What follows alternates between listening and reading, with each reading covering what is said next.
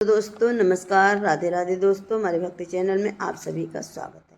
आज हम आप लोग को महाभारत के रचयिता वेद व्यास जी का जन्म कैसे हुआ था, उनके जन्म की कहानी सुनाने जा रही हूँ। आप लोग को कैसा लगेगा कमेंट में ज़रूर बताइएगा। चलिए सुनाते हैं वेद व्यास जी की कहानी। राजा उपचर्य एक महाप्रतापी राजा थे। वे बहुत धर्मात्मा और बहुत दयालु थे। उसने अपने तप के बल से राजा इंद्र को खुश करके एक विमान और कभी ना सुखाने वाली माला प्राप्त की थी।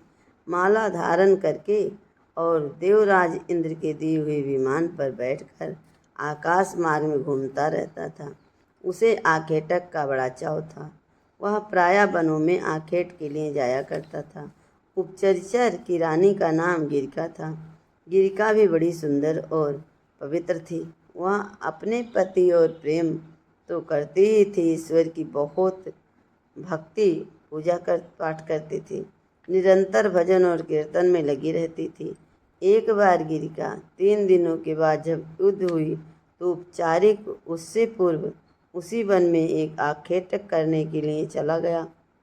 राजा आखेटक के लिए तो चला गया, किंतु उसका ध्यान रानी के साथ घूमने में लगा था। दोपहर का समय था। राजा एक अशोक के पेड़ के नीचे बैठा हुआ था। शीतल और सुगंध हवा चल रही थी। पंछी नाच गा रहे थे। राजा का ध्यान रानी की ओर चला गया। राजा उसके संबंध में मन ही मन सोचने लगा। वह कुछ बीज निकाल कर दोने में रखा और पंछियों को बुलाकर कहा, तुम इसे ले जाकर रानी को दे दो, उन्हें अपने गर्भ में धारण कर लें। बाज दोनों दोने को दबाकर यमुना के नदी की ओर चल पड़ा। राजा भवन की तरफ चला। वह यमुना की ओर उड़ता चला जा रहा था। तुरंत एक दूसरे बाज की नज़र उस ओर पड़ी। वह सोचा कि यह अपने मुंह में कुछ खाने की चीज़ दबाए हुए जा रहा है। फिर वह उस बाज पर आक्रमण कर दिया। दोनों बाजों में घमासान युद्ध हुआ। परिणाम यह हुआ कि पहले बाज के मुंह से दोना छूटकर यमुना के जल में गिर पड़ा। दोने में रखा बीज पानी में गिर गया। एक मछली की नज़र उस पर पड़ी। उसने सोचा कि ये खाने की कोई चीज़ है, अतः वह उसको पाने के साथ निगल गई। फिर मछली गर्भवती हो गई। दास राजा मल्लाह को वह मछली शिकार में मिली। जब वह मछली को बीचों बीच से काटा तो उसके पेट में एक बालक और एक बालिका निकली। दास राजा ने उपचारिका को दोनों को भेंट में दे दिया। उपचारिका ने बालक को तो रख लिया, पर बालिका को राजा दास मल्लाह को लौटा दिया। दास राजा उस बालिका को ले जाकर पालन पोषण करने लगे। दास राजा ने बालिका का नाम सत्यवती रखा। वह मछली के पेट से पैदा हुई थी, इसीलिए उसके शरीर से मछली की गंध आया करती थी। इसीलिए उसे लोग मत्स्यगंधा भी कहा करते थे। सत्यवती धीरे धीरे बड़ी होने लगी। वह बड़ी रूपवती थी।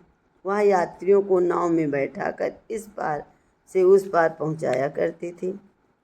एक दिन दोपहर के समय महर्षि पराशर वहां जा पहुँचे। वे मत्स्यगंधा को देखकर उस पर मुग्ध हो गए। उन्होंने सत्यवती से कहा, सुंदरी, तुम्हें अपूर्व सुख मिलेगा। मैं तुम्हारे साथ भ्रमण करना चाहता हूँ। तो मत्स्यगंधा ने उत्तर दिया, महर्षि, आप ये कैसी बातें कर रहे हैं? दोपहर का समय है, आसपास के लोग बैठे हुए हैं। मैं आपके साथ रमण कैसे कर सकती? पराशर जी ने योग शक्ति से चारों ओर से घेर दिया और बोले, अब हमें कोई नहीं देख सकता। अब तुम निश्चिंत रहो। अब तुम मेरा प्रस्ताव स्वीकार करो। सत्यवती बोली, प्रभु, मैं कुंवारी हूँ। पिता की आज्ञा के बिना मैं आपके साथ रमण कैसे कर सकती हूँ? समाज में लांछित बन जाऊंगी। पराशर जी ने उत्तर दिया, तुम चिंता मत करो। मुझसे रमण करने के पश्चात तुम्हारा सब कुछ वैसे बना रहेगा। गर्भवती होने पर भी गर्भ का चिन्ह प्रकट नहीं होगा। मत्स्यगंधा फिर बोली, एक बात और है, मेरे शरीर से मछली की गंध निकलती है। आप मुझे वरदान दें कि वह गंध बदल जाए और 4 कोस तक फैली रहे।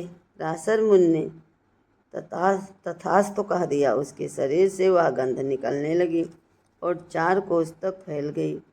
अतः वह अब योजन गंधा कही जाने लगी। पराशर जी ने मत्स्यगंधा के साथ रमण किया। रमण के बाद सत्यवती गर्भवती हो गई।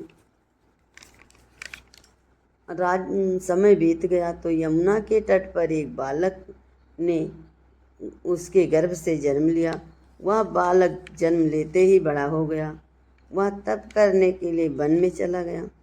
वही बालक आगे चलकर वेद व्यास के नाम से प्रसिद्ध हुआ। वेद व्यास का पूरा नाम कृष्ण द्वापन वेद व्यास था।